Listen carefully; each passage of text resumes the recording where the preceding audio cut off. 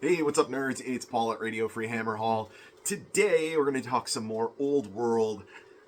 So, I already tried to record this video once, and I did it with a PowerPoint presentation. And for some reason, the audio didn't record, so I'm doing this whole thing again, and I'm going to be looking down at my PowerPoint presentation and just talking to everybody. So, doing more Old World, because that's the thing my brain is just, on at the moment. It's all new and exciting, trying to figure things out. If you are new to the channel, because maybe because of Old World, or you're just new, subscribers have been going up recently, and Old World is bringing a lot of people out to find new stuff. If you're one of those folks that is not hitting the subscribe button, P.S. do that down there. So basically, what I do here a lot is I really sit down and try and figure things out in, whether it's Age of Sigmar or Old World or whatever other game, to really kind of cement things in my head. I try and break it all down, and a lot of times I'll write stuff down and do math and trying to understand really how everything works. And that's exactly what I'm doing with Old World. And when I do that, it's just kind of for myself, and I then just kind of share it with everybody else, because I don't know, maybe it'll help somebody. So today we're going to be talking about formations in the Old World, and how to change your formations and all of those related things, right? So there's basically, and off the top, I actually kind of have a small gripe about this. The formations are confusing just in the way they're named, right? We have our formations that are basically just special rules that are on your individual unit entries, right? Close order, open order, skirmishers. Those tell you some basic rules about how that unit operates. Then we have the formation shape related possibilities, combat order and marching column. And those, basically, close order or open order can be either of those at any time, just depending on how you're arranging it on the battlefield. So I wish these were at least maybe named a little bit differently. I think combat order, they should have come up with a different name than that, so that it doesn't confuse with open order and close order. But whatever. Part of why I'm doing this is to try and clarify all of those issues. There's also some armies, particularly Bretonia, that have unique formations to that army. I'm not going to be talking about those right now, just talking about the general stuff that applies to all of the armies.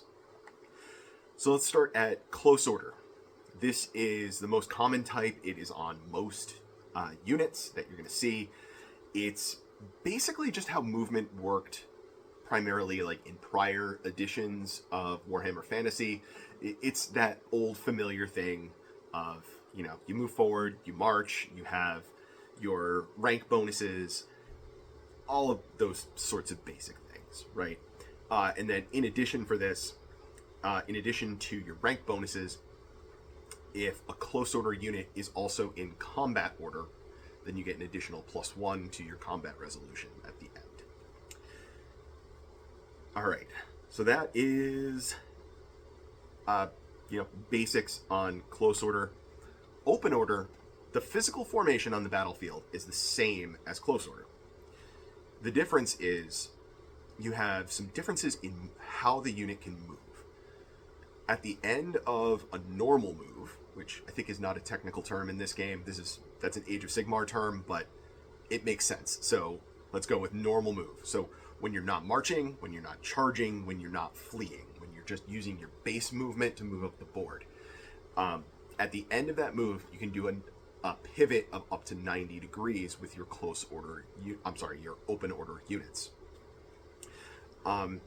In addition to that, when they are in dangerous terrain, they do not become disrupted as a result of that. That is very important. Being disrupted kind of is a problem for combat resolution. You're losing your rank bonus. So very important to, you can use your open order units to kind of bait your opponent around terrain, use terrain as sort of a defensive thing for you so that you're not getting the rank bonus penalties by being disrupted, but maybe your opponent will. You do still get your rank bonuses with open order in combat resolution when you're in combat order, but you don't get that extra +1 that close order gets. Finally, we have skirmishers. These guys basically, their movement basically just works just like Age of Sigmar for 90% of the rules. Right? 1-inch unit coherency, you have 360 line of sight everywhere around the unit. They don't have a flank or a rear, they don't have facing, they just see everywhere all the time. And as far as line of sight blocking, rather than the unit as a whole blocking line of sight, it is just the individual models blocking line of sight. So if your shooting unit can basically see through the gaps in models in a skirmisher unit, then they can still shoot through. You can join characters into skirmishers, but it is more restrictive than other units are. Your character has to have the same subtype, not just the same type, same subtype of unit to go into a skirmish unit. So that means you can only put a light infantry character into a light infantry unit. You cannot put a light infantry character into a heavy infantry unit, just as an example. So that's, I think, an important item here that is probably going to catch people out now and then, because I think skirmishers will be pretty good for, you can use them as kind of wizard bunkers to keep that 360 line of sight and kind of keep them on the move and be able to get out of trouble with them because they can just move in any direction. So I think they could do pretty well for assisting wizards, but you have to make sure that the wizard has the same subtype. If not, then it's not going to work for you. When a unit of skirmishers is fleeing, if they flee through a friendly unit, they do not cause panic. So they are not rolling that leadership test and seeing if that other unit is fleeing. They just keep fleeing through. Nobody cares. Skirmishers are never going to get rank bonuses, right? So when these guys get in combat, they're just in combat raw. They're not getting any bonuses. When they make a charge or are in combat with an enemy unit, they won't cause disruption if they are in the flank or the rear like ordinary units would. So, from that, kind of gathering that your skirmishers are not for melee combat. They are for, positioning, zone control, blocking the enemy, chaff, all of those sorts of things. These guys can never be in marching column or combat order. So you're never going to get the bonuses associated with that. But skirmishers are kind of their own formation of that type anyway, more or less. So they're just kind of their own special rule off to the side. All right, getting into the ones that just have to do with how your unit is formed on the battlefield. So your close order or open order can be also either combat order or marching column. You're going to have that combination of two. So you have 4 different combinations total of how to arrange these different kinds of units. When you are in combat order, your unit has to be wider than it is deep, and it can also just be a square, like 5 by 5, for example. That will being in combat order, that will allow you to access your rank bonuses in combat for combat resolution.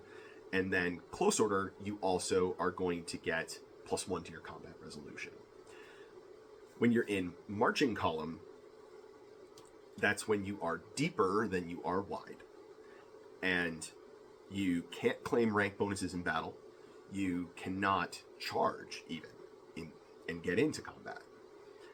But when you march, you move 3 times your movement characteristic rather than 2 times your movement characteristic. So marching column is really for hauling butt up the board, getting somewhere else, getting into position to, maybe reform on your next turn and get somewhere else. I thought I had something else to say important about marching column. Right, about the charging. So, there is a little clause in marching column. Although you cannot make a charge move, you can attempt to charge.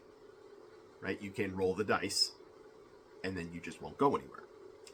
That is important because you have rules like Frenzy, and I believe Impetuous would have a similar effect, where you're getting forced to make a charge, during your movement phase.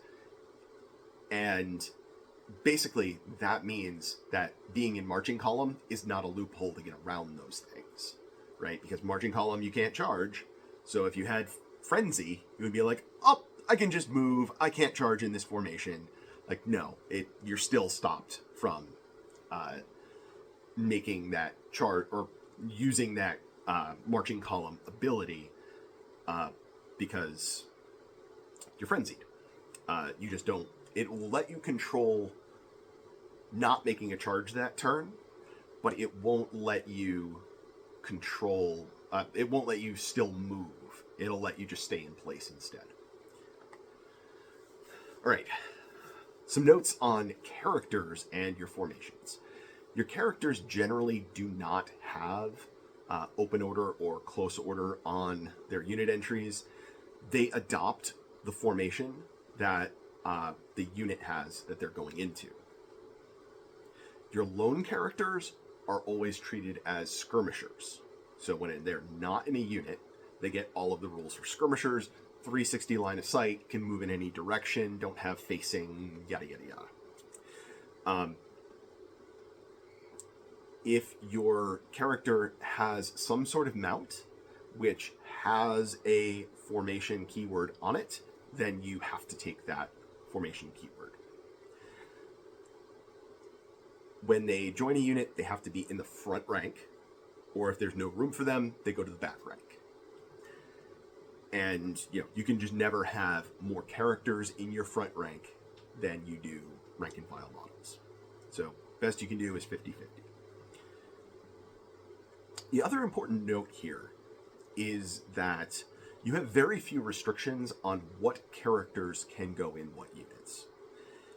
Basically, a character can go in any unit unless there is some specific rule preventing that, right? So a non-monstrous character cannot go into a monstrous unit, or vice versa. But your cavalry, for example, you can have a cavalry character join an infantry unit, which in some cases that's actually going to be pretty beneficial to you because if you can get a barded mount of some sort on that character, then you're improving their armor save, maybe getting some extra attacks from hooves smashing at somebody. Even though those aren't great, they're still rolling dice, so it's getting there, doing something. So just a couple of notes, and that's also a little loophole for your wizards that in most armies cannot take armor. They do get the benefit from barding, so if you can put them on a mount that has barding, then they at least get that 6-up save. All right, let me grab my coffee real quick. Gonna moisturize the throat. So let's get into how we're changing our formations and how we're facing in our formations other than just wheeling during movement. The first one is a turn. This is when you just take each individual model in the unit and they turn on their center 90 degrees. Or you can also do 180 degrees. So just turning all the way around. That means that they're keeping the exact same shape of the unit. So for example, if you're already in combat order and you're 10 wide, 3 deep, when you do a turn 90 degrees, now you're going to go into marching column immediately, because now you're going to be 3 wide, 10 deep. If there's anything that happens that's going to cause some sort of not allowed formation, like for example, your characters will automatically move to the front, your command will automatically move to the front, and any extra models will get shifted over to the back rank to just fill things out. So that's pretty straightforward. Although when you're first thinking about it, you're like, wait, how does that actually work? The individual models are pivoting? But anyway, redress the ranks is our next type of ability to change your formation. That is just changing the width and depth of a model, of a unit. So that's, if you are 5 wide, you can use a redress the ranks to move models around in the unit to go to be 10 wide. And you can do it in the other direction as well. And an individual redress the ranks maneuver is going to cost you half of your movement for that movement phase. And once again, this is a way to change from combat order to marching column and vice versa. Next really simple one is the pivot, which we already mentioned before. This is just turning around the center of the base, so just rotating it. So that's a very simple sort of maneuver to do. And then the last one that we have is reform. Oh, I dropped my coffee. Nothing spilled though. That's good. So a reform is basically all of the above, right? You can change how your ranks are distributed, how wide you are, how deep you are. You can change what way you're facing. You can move from combat order to marching column and vice versa.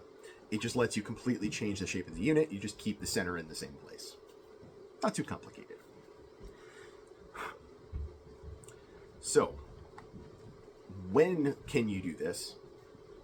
And what allows you to do this? Right? So, in the strategy phase, if you have fleeing troops, you have the opportunity to try and rally them. When they rally, they get a full reform. So that is totally changing the shape and direction of the unit. Not just turning it around to face back the way that it came from. It can turn anywhere and they can reform the unit. In your movement phase, of course, you have conveyance spells. Those can potentially change your location, where you're facing, all of those sorts of things.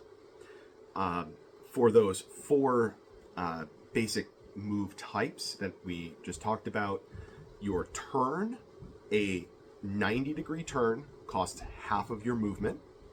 I'm sorry, a quarter of your movement for 90 degrees.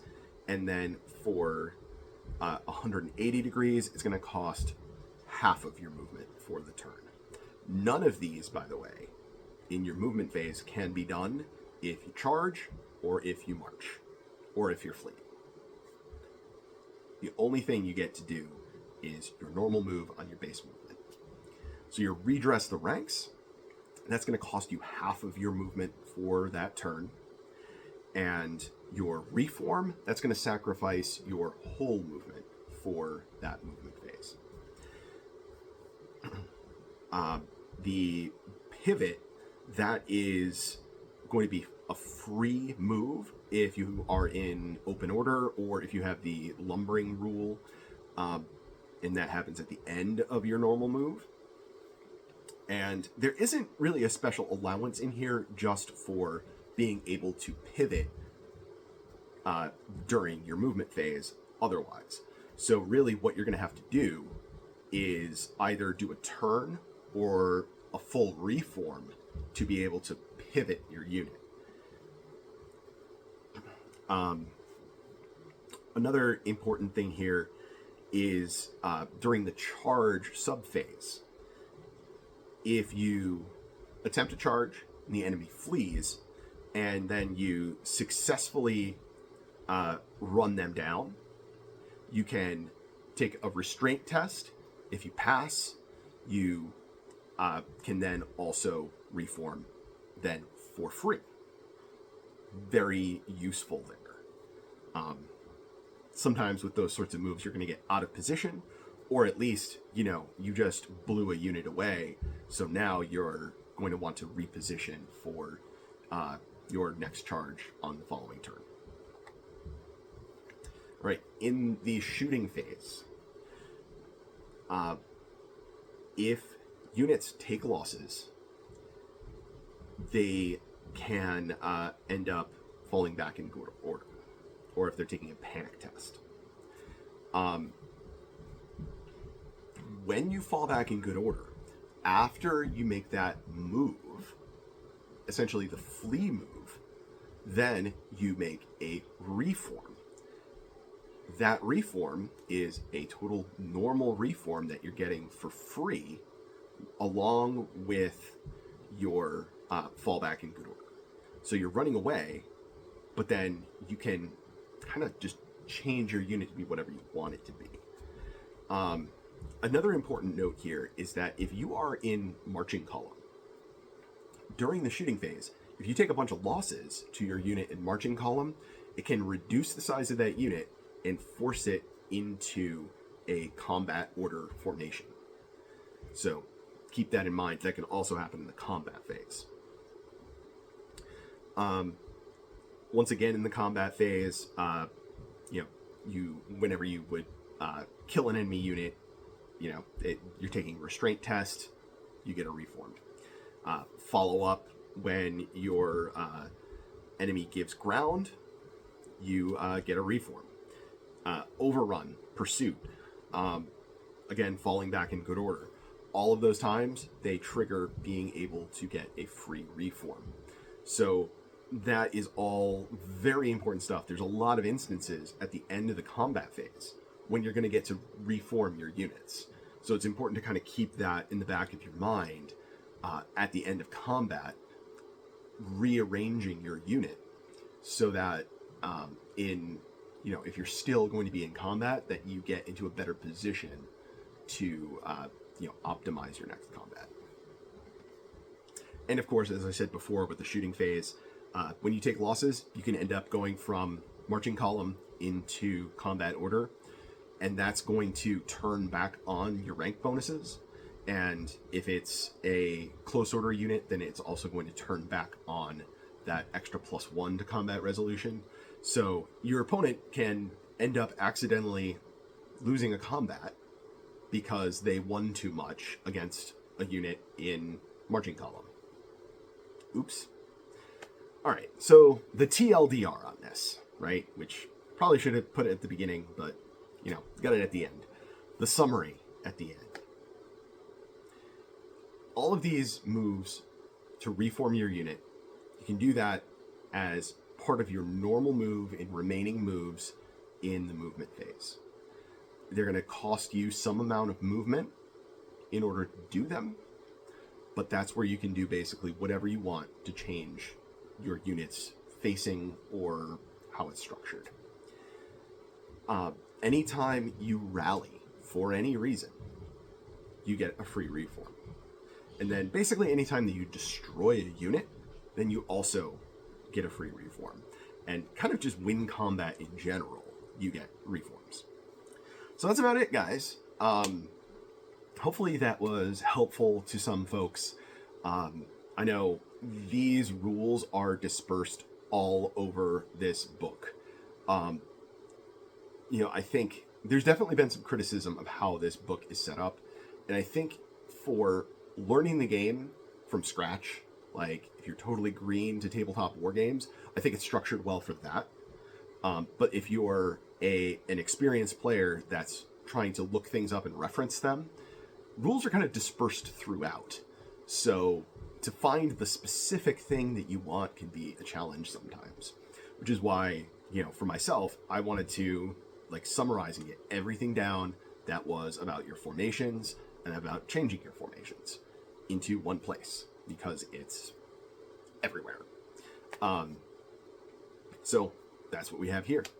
And hopefully that's helpful. It's going to be it for now. Probably more old world content to come, more videos like this. I started putting one together on combat phase and kind of how to win combat, and all the things that are going to impact combat resolution. So look out for that, and I'll talk to you all later.